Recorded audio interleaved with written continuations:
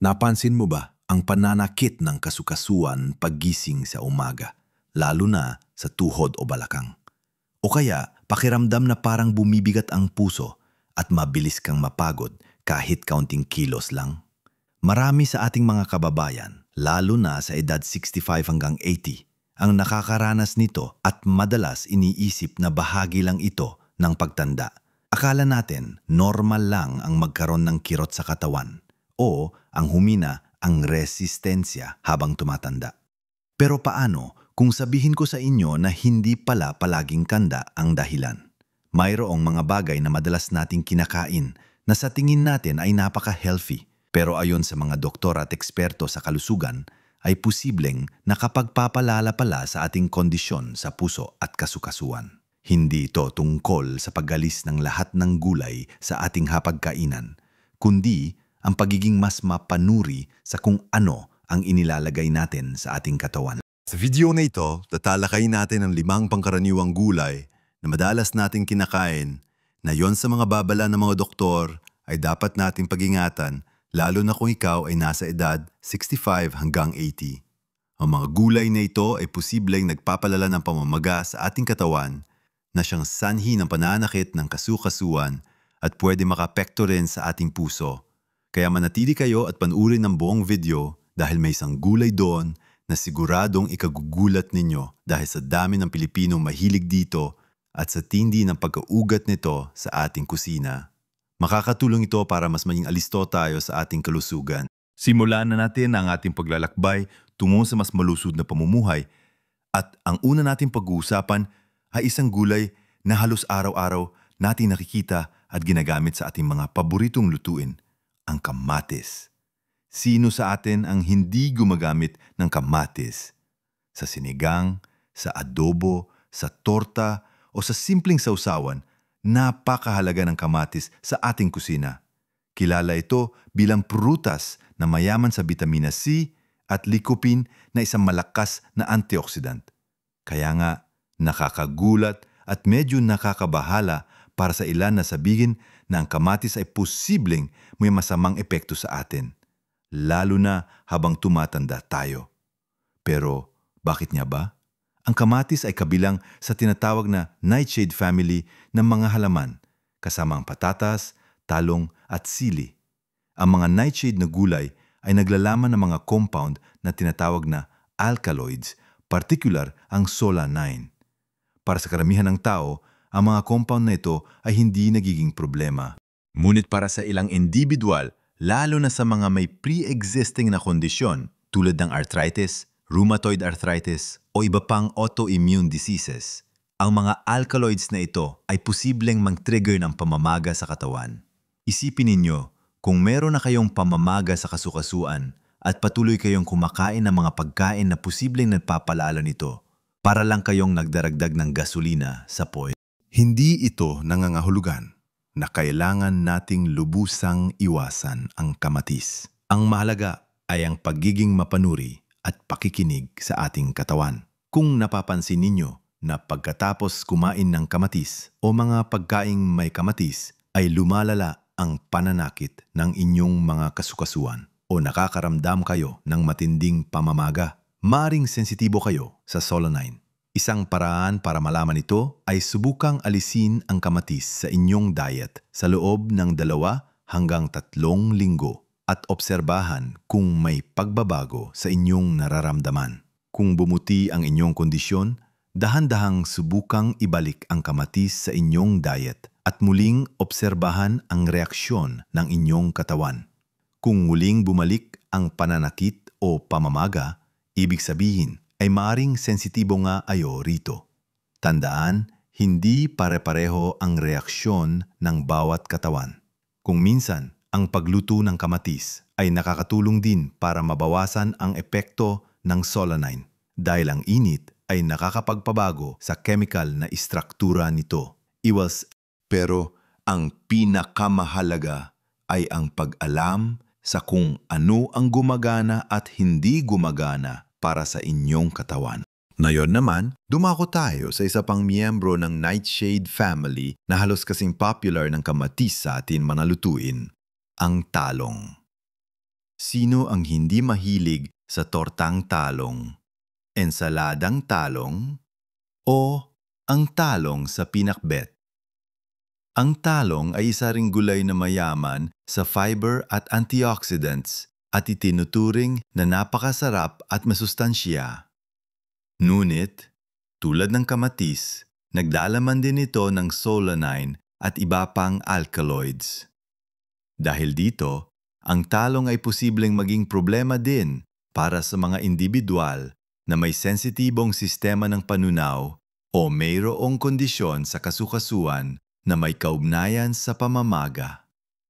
Isipin nyo na lang kung ang katawan ninyo ay mayroong tinatawag na leaky gut o mayroong imbalance sa inyong digestive system. Ang mga compound na ito ay mas madaling makapasok sa inyong bloodstream at mag-trigger ng immune response na nagdudulot ng pamamaga. Ito ay parang may maliit na butas sa inyong depensa. At ang mga compound na ito ay nakakalusot at nagdudulot ng gulo sa loob. Ang pamamaga na ito ay hindi lang nararamdaman sa kasukasuan, kundi posibleng makaapekto rin sa daloy ng dugo at pangkalahatang kalusugan ng puso. Ang chronic inflammation o patuloy na pamamaga ay isang kilalang risk factor para sa sakit sa puso. Kaya't kung ang isang pagkain ay nakakapagdulot ng pamamaga sa inyong katawan, kahit pa ito ay gulay, ay kailangan nating maging maingat. Ang diskarte sa talong ay halos kapareho ng sa kamatis. Subukang obserbahan ang reaksyon ng inyong katawan.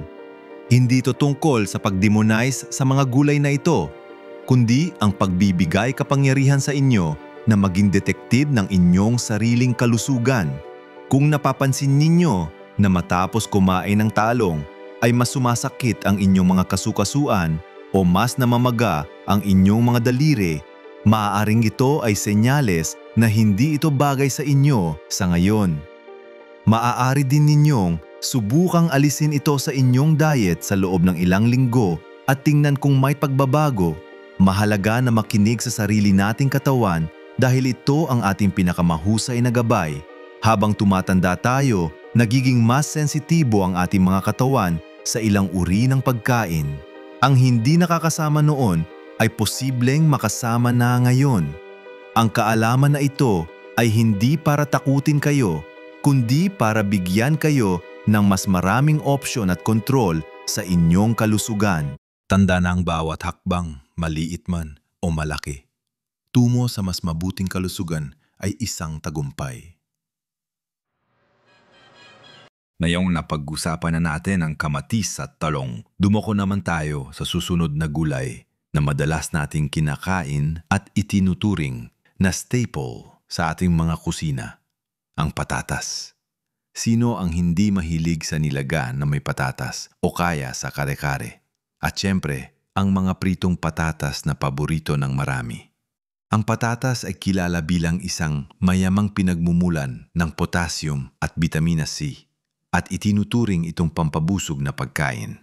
Ngunit tulad ng kamatis at talong, ang patatas ay isa ring miyembro ng nightshade family. Nangangahulugan ito na naglalaman din ito ng solanine, lalo na sa balat at sa mga bahaging may kulay berde o sumisibol na. Ang solanine, tulad ng nabanggit natin, ay posibleng mag-trigger ng pamamaga sa mga sensitibong individual. Bukod pa rito, ang patatas ay may mataas na glycemic index, lalo na kapag ito ay niluto sa mataas na temperatura o pinirito. Ang mataas na glycemic index ay nangangahulugang mabilis nitong pinapataas ang antas ng asukal sa dugo. Kapag palaging tumataas ang blood sugar, nagkakaroon ng tinatawag na insulin resistance ang ating katawan na sa katagalan ay nakakasama sa ating puso at ugat. Ang patuloy na pagtaas ng blood sugar ay nagiging sanhi din ng pamamaga sa loob ng ating mga arterya na nagiging dahilan ng pagkabara at pagtigatig ng daloy ng dugo. Ito ang isa sa mga pangunahing sanhi ng sakit sa puso. Para sa mga nasa edad 65 hanggang 80 na mas mataas na ang risk sa cardiovascular diseases, ang pagiging maingat sa pagkonsumo ng mga pagkain na papataas ng blood sugar ay napakahalaga. Hindi ibig sabihin na tuluyan na nating iwasan ang patatas. Ang mahalaga ay maging matalino sa pagpili at paghahanda. Kung sensitibo kayo sa solanin maaring mas mainam na balatan ng husto ang patatas bago lutuin at iwasan ang mga patatas na may mahaberdeng bahagi. Kung tungkol naman sa blood sugar, maaring limitahan ang serving size at iwasan ang pagprito. Sa halip, subukan ang pag-steam o pag-bake ng patatas. Ang isa pang magandang alternatibo ay ang kamote o sweet potato na mas mababa ang glycemic index kumpara sa patatas at mas marami ring fiber. Ang kamote ay hindi kabilang sa nightshade family kaya mas mainam ito para sa mga may sensitibong kasukasuan. Hindi ito tungkol sa pagbawas sa mga paborito ninyong pagkain, kundi ang paghahanap ng mga mas malusog na alternatibo na babagay sa inyong katawan at sa inyong edad. Ang pagbabago ay hindi kailangang maging radikal. Sapat na ang maliit na hakbang upang makita ang malaking ginhawa sa inyong kalusugan. Ngayon naman, pag-usapan natin ang ika-4 na gulay na isa ring miyembro ng nightshade family, ang sili o bell pepper. Kadalasan, itong ginagamit sa adobo, torta o sa iba't ibang stir-fried dishes para magdagdag ng kulay at lasa. Ang bell pepper ay kilala sa pagiging mayaman sa vitamina C na mahalaga para sa immune system at antioxidants. Ngunit dahil kabilang ito sa nightshade family, naglalaman din ito ng mga compound na posibleng maging issue para sa ilang individual, lalo na sa mga may sensitibong tiyan o mga umiiral ng kondisyon sa kasukasuan. Ang ilang uri ng sili tulad ng mga maanghang ay naglalaman ng capsaicin na bagamat may benepisyo bilang pain reliever para sa labas na gamit ay posibleng magdulot ng iritasyon sa digestive tract ng ilang tao kapag kinakain. Kahit ang mga bell pepper na hindi maanghang ay naglalaman pa rin ng mga alkaloids na maaaring makaapekto sa pamamaga ng katawan para sa mga individual na sensitibo sa mga ito. Ang pagkonsumo ng sili, lalo na kung marami at madalas, ay posible magpalala ng pamamaga sa katawan na siya namang nagpapalala ng pananakit sa kasukasuhan. Sa puso naman, ang pamamaga sa loob ng katawan ay isang seryosong issue. Ang patuloy na pamamaga ay maaaring magdulot ng pinsala sa mga blood vessel at organo sa paglipas ng panahon na nagpapataas ng panganib sa cardiovascular diseases. Mahalaga na maintindihan natin na ang bawat pagkain ay mayroong iba't ibang epekto sa bawat individual. Ang gulay na sobrang healthy para sa iba ay posibleng hindi pala hiyang sa iyo. Kaya mahalaga ang obserbasyon. Subukang bawasan o alisin ang bell pepper sa inyong diet sa loob ng ilang linggo at tingnan kung may pagbabago sa inyong pakiramdam, lalo na sa pananakit ng kasukasuan. Kung hindi naman kayo nakakaranas ng anumang masamang epekto, maaaring ipagpatuloy ang pagkonsumo nito. Ngunit sa moderation lamang. Ang prinsipyong moderasyon ay susi sa isang malusog na pamumuhay, lalo na habang tayo ay tumatanda. Huwag kalimutang bawat gulay ay mayroong benepisyo at posibleng hamon at ang pag-alam sa sarili nating reaksyon sa bawat isa ang pinakamahalagang aral. Ngayon, dumako na tayo sa panglimang gulay na siguradong ikagugulat ninyo dahil sa tindi ng pagkaugat nito sa ating kultura at sa pagiging paborito ng maraming Pilipino, ang kangkong. Sino ang hindi mahilig sa adobong kangkong o ang kangkong na halo sa sinigang? Ang kangkong ay tinuturing na napaka-healthy at totoo naman yun. Ito ay mayaman sa vitamina A, C at iron at napakadaling itanim at makukuha kahit saan. Kaya nga, bakit ito nasa lista ng mga gulay na dapat pag-iingatan, lalo na sa edad 65 hanggang 80? Ang sagot ay nakasalalay sa isang compound na tinatawag na oxalates. Ang kangkong ay isa sa mga gulay na may mataas na nilalaman ng oxalates tulad din ng spinach at beets. Para sa karamihan ng tao, ang oxalates ay hindi nagiging problema dahil normal itong nailalabas ng katawan sa pamamagitan ng ihi. Ngunit, para sa ilang individual, lalo na sa mga prone sa kidney stones o sa mga may sensitibong kasukasuan, ang mataas na pagkonsumo ng oxalates ay posibleng maging issue. Magtunuman, ang oxalate ay maaring mag-crystallize at magdeposito sa iba't ibang bahagi ng katawan kasama na ang kasukasuan. Ito ay posibleng magdulot o magpalala ng pananakit at pamamaga sa mga joints. Bukod pa rito, ang oxalates ay posibleng makahadlang sa pag-absorb ng calcium ng katawan. Bagamat ang calcium ay mahalaga para sa buto, ang labis na oxalates ay maaring maging saanhi ng pagbuo ng mga kristal sa kasukasuan na parang maliliit na bato na nagdudulot ng kirot at discomfort. Para sa mga nasa edad 65 hanggang ulata mo na mas mataas ang tsansa na magkaroon ng arthritis o joint pains, ang pagiging maingat sa pagkonsumo ng kangkong ay mahalaga. Hindi ito nangangahulugang tuluyan na itong iwasan, kundi mas maging matalino sa pagkonsumo. Isang paraan upang mabawasan ng oxalate content ng kangkong ay ang pagluto nito ng husto. Ang pagpapakulo ng kangkong at pagtapon ng pinaglutuan nito ay makakatulong upang mabawasan ang oxalates. Ang isa pang stratehiya ay ang pagbalanse ng pagkonsumo ng kangkong sa mga pagkaing mayaman sa calcium tulad ng gatas, keso o fortified plant-based milks. Ang calcium ay nakakatulong sa pagbind ng oxalates sa digestive system bago pa ito maabsorb ng katawan. Ang susi dito ay ang moderation at diversity.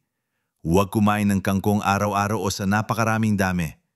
Iba-ibahin ang inyong mga gulay para masiguro na nakuha ninyo ang iba't ibang nutrients nang hindi labis ang pagkonsumo ng isang particular na compound.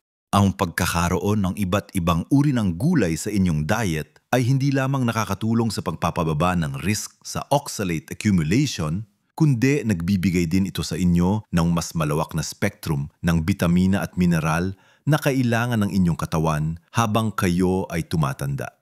Tandaan, ang layunin ay ang suportahan ng inyong puso at kasukasuan, hindi ang ipagkait ang sarili sa mga masasarap na pagkain.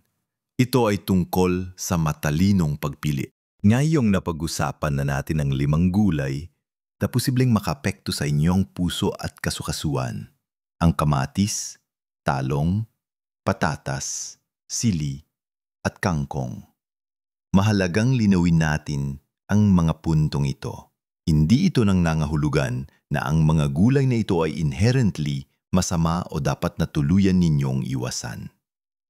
Sa katunayan, ang mga ito ay mayaman sa iba't ibang nutrients na mahalaga para sa ating katawan.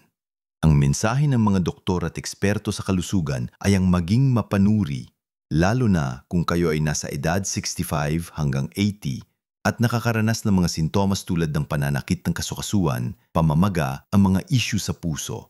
Ang ibig sabihin nito, ang pagiging aware sa mga compound tulad ng solanine at oxalates at kung paano ito posibleng makapekto sa inyong katawan ay isang malaking hakbang tungo sa pagiging proactive sa inyong kalusugan. Ang bawat isa sa atin ay mayroong kakaibang biochemistry. Kung anong nakakasama sa isa ay maaring hindi naman problema sa iba. Ang pinakamahalagang payo na maaari kong ibigay ay ang makinig sa inyong sariling katawan. Kung napapansin ninyo na matapos kumain ng isang particular na gulay ay lumalala ang inyong mga sintomas tulad ng pananakit ng tuhod o pagkirot ng mga daliri, subukang bawasan ang pagkonsumo nito o pansamantalang alisin sa inyong diet.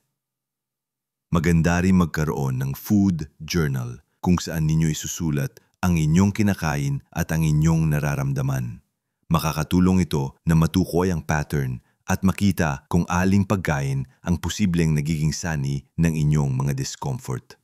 Hindi kailangan na maging perpekto ang inyong diet sa isang iglap. Ang malilit na pagbabago ay maaaring magdulot ng malaking benepisyo sa katagalan. Ang inyong kalusugan sa puso at kasukasuan ay magkakaugnay. Ang pamamaga sa isang bahagi ng katawan ay maaaring makaapekto sa iba pang sistema. Halimbawa, ang chronic inflammation na nagdudulot ng arthritis ay maaari ring mag-ambag sa pagbuo ng plaque sa inyong mga arterya na nagiging sanhi ng sakit sa puso. Kaya't ang pagpapababa ng pamamaga sa pamamagitan ng matalinong pagpili ng pagkain ay isang holistic na diskarte na makakatulong sa pangkalahatan ninyong kalusugan. Huwag ding kalimutan na ang mga gulay ay isang mahalagang bahagi ng isang malusog na diet. Ang pagtukoy sa mga posibleng problema ay hindi para takutin kayo sa pagkain ng gulay, kundi para bigyan kayo ng mas maraming kaalaman at kapangyarihan upang pumili. Patuloy na kumain ng iba't ibang uri ng gulay, lalo na ang mga leafy greens na mababa sa oxalates tulad ng pechay o repolyo at iba pang gulay na may iba't ibang kulay para makakuha ng iba't ibang klase ng antioxidants. Ang pagtanda ay isang biyaya at ang kakayahang mamuhay ng masigla at malusog ay isang karapatan na dapat nating ipaglaban. Ang kaalaman na ibinagi natin na yon ay isang kasangkapan upang mas maprotektahan ninyo ang inyong puso at kasukasuan at upang mas maging aktibo kayo sa inyong ginintuang mga taon. Hindi ito tungkol sa paghihigpit sa sarili, kundi ang pagbibigay ng mas maraming kalayaan at ginhawa sa inyong katawan. Kung mayroon kayo mga katanungan o kung nakaranas na kayo ng pagbabago matapos ninyong bawasan ang pagkonsumo ng alinman sa mga gulay na ito, huwag magatubiling ibahagi ang inyong mga karanasan sa comment section sa ibaba. Ang inyong mga kwento ay maaring maging inspirasyon at gabay para sa iba nating mga kababayan. Kung nagustuhan ninyo ang video na ito at nakakuha kayo ng bagong kaalaman na sa tingin ninyo ay makakatulong sa inyo o sa inyong mga mahal sa buhay, paki-like naman po at huwag kalimutang mag-subscribe sa channel natin para sa mas marami pang tips at payo para sa inyong kalusugan at kapakanan. Regular tayong magbabahagi ng mga mahalagang impormasyon na tutulong sa inyo na mamuhay ng mas masaya at masigla sa bawat yugto ng inyong buhay.